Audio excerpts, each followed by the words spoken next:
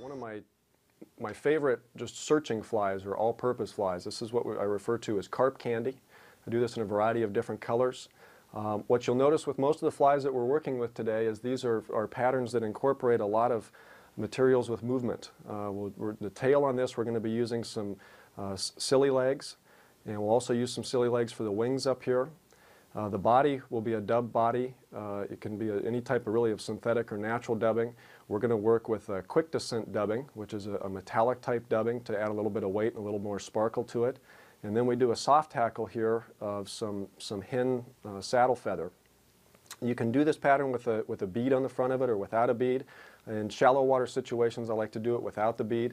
If you're fishing open water or fishing moving water in current, river or stream situation, the addition of the bead or even a little lead wire in the body will help the fly sink. So I'll go ahead and get a hook in the vise here and we'll get started with this first fly. Working with a 1X long nymph hook, and I've already got a bead loaded up on there. The thread that I'll be working with will be a ultra thread in a 70 denier. It's basically like a 6/0 size thread, and we'll just use a color to more or less match the rest of the materials on the fly that we're working with today. Wind my thread back here to the bend of the hook, and for our tail material we're going to be working again with the silly leg material. And this is available in a variety of different colors. There's solid shades. This happens to be some grizzly silly legs, so it's got some black barring and some modeling to it. In terms of colors on this pattern, we're going to be working with this orange today, but there's a multitude of different colors that you can work with. I do a lot of these in chartreuse. I'll do black, I'll do brown. There's a pumpkin color, kind of an olive tan shade. And when we set this in, I'm just going to lay the silly leg on the near side of the hook.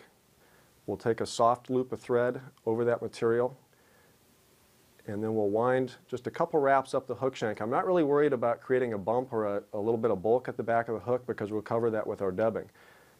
Just double our silly leg back over onto the rear side of the hook, and we'll use the sponginess of the material as well as the hook wire on the shank to help separate that tail and give us a divided tail.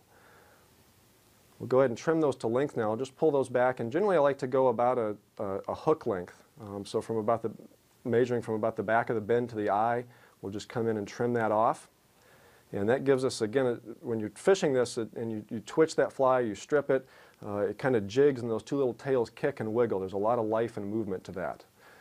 Now for the body, we'll do some quick descent dubbing. And the quick descent dubbing, I'm going to work with this copper color today. Again, there's a variety of different colors, so we'll just more or less match our silly leg colors to our body color. And this is a really neat material. It's actually quite easy to dub. It's fine shavings of aluminum, basically, that's been anodized. So it twists on extremely tight, but it also, if you're doing this in smaller sizes, I typically throw this in like size 8s to 12s, but you can, with this dubbing, because it does twist on so tight and so small, it allows you to do this down, even if you wanted to 18s. And again, it gives you a little bit of weight to help submerge the fly, especially if you're not doing it with a bead on the front of it and you want a fly that's more neutral buoyant. When we get the soft tackle on here, that with the addition of this little bit of weight in the body, the fly suspends real well. So if you've got carp that are suspended up near the surface and you need to keep the fly in front of them for a longer period of time, the combination of those materials, this quick descent dubbing and then the soft tackle, will allow you to do that when you're fishing the fly. We're just going to dub a simple tapered body here, and I'm going to come up just a little bit beyond the midpoint of the hook. I'm going to add just a little bit more dubbing on here. And we want to create a little bit of a taper because when we tie this next set of silly legs in, we want to have a little bit of a bump or a little thicker diameter right here just in front of the midpoint of the hook, so that it helps stand those silly legs up and kind of kicks them up in the air so that when we're fishing this, that they're kicking and wiggling and moving a little bit more. So I'll go to another strip of the silly leg material, and I'm going to come in again on the near side of the hook, but I'm not going to be right on top. I'm going to be kind of 3/4 onto the side of the hook shank. We'll just take a soft loop, we'll take a couple wraps of thread forward up towards the bead, and then we'll take that silly leg, pull it back on the back side of the hook, and wrap back over it. Again, bulk is not an issue because we're going to cover that with dubbing. so we can hide that tie-in point. I'll pull both of those back, and I'm going to cut those so that, again, they're about a hook length, so they're slightly shorter than the tails that we put on. Go back to our quick descent dubbing, and we're going to dub a slightly larger little thorax, more or less just a ball here. And this is going to help keep our soft tackle, when we wind the soft tackle and are fishing the fly, keep the hackle from actually sticking or laying down onto the body. And that, again, one of the nice things, because this dubbing lays on fairly tight and it's going to be more like a little BB, or almost like having another bead on there. It does a real nice job to act as a wedge behind that hackle to keep it separated from the body. And mostly what we're looking for with the subsurface flies that we'll be working on in the show today are patterns that we can fish slow and still get a lot of movement out of the fly. So you'll see with a lot of the materials that we're working with, things like silly legs, a lot of marabou, different types of fur, so that we can get a lot of movement with having to strip or move the fly very little as we're fishing it. Okay, now we're ready to put this collar or some hackle on here. And for that, I'm going to work with, this is a Hebert hen saddle patch from Whiting Farms. Whiting has got a variety of really great fly tying feathers, and we'll be working with some different ones today throughout the show. This is just a mottled kind of brown. There's a lot of different variation in colors available in these. And when we're talking a little bit about color, the light that I'm working with today up here is an Ott light. And the Ott lights, one of the great things about them is they give you true color of the materials. When you're in the shops a lot of times selecting your materials and looking at it in the package, you don't necessarily see what the true color is. But this light certainly will help with eye fatigue if you're sitting in front of the vise for a long period of time.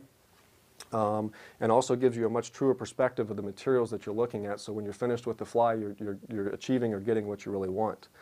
So I've got a feather that I've already plucked off of that saddle patch. This soft webby material at the base, we really aren't interested in using any of that, so we'll strip that off. And we're basically going to be wrapping just a general soft tackle here. So we'll peel the web off the base. I'm going to come up here on the tip and just pull some fibers back so that we can trim this down and just have a little tie-in point. We'll trim it and just leave a little bit of a triangle there that we can attach to the hook. Just come in and lay that in right in front of that ball of dubbing. Tie in that little triangle that we created when we trimmed the feather. And when we wrap this, we're going to fold this each time we come over the top of the hook. You can moisten your fingers a little bit just with a little saliva and help fold those fibers. So each time we come around to the top of the hook, we can come in and just sweep those back, and it'll help kind of cup that hackle or lay it back over the body. And you can generally, when I'm dressing these, I will probably put a little more on so that the fly looks like it's a little heavier dressed than what you actually need. Again, there's some movement there. Most of the time when we are fishing carp, we're fishing in kind of dirty water situations, so having a little more bulk in the front of the fly and really having something that pushes some water. So whether it's a big marabou collar or a hackle collar, we want something that's going to push some water and move some water so it's easier for the fish to find the fly in that dirtier water where their sight's a little more impaired. We'll go ahead and tie this off. Just come in and get a couple tight wraps in there, and then we'll come in with our scissors and take that stem out of there. A good pair of scissors. What I'm working with here today is some scissors from Stonefly Tool Company. They've got a good fine point on them and a serrated blade, so if you want to come in, the serrations are nice because you can come in and just individually trim a single fiber. It doesn't push them out of the blades of your scissors. And we'll be working with various other tools from the Stonefly Tool Company today. Build up a little bit of a thread head just to finish things here behind the bead. And then we'll go into our whip finish and finish this off. And again, a variety of different colors that I'll work with this.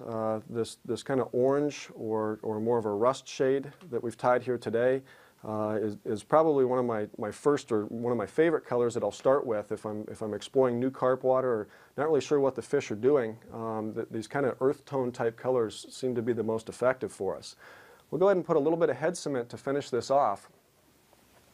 And again, you can see really from this fly is tied more in the round, so no matter which perspective the fish sees the fly as you're fishing it and swimming it through the water, he's more or less seeing the same thing, but there's a lot of movement here again with the soft tackle and the silly legs. I'll turn this in the vise a little bit so you can take a little bit better look at that.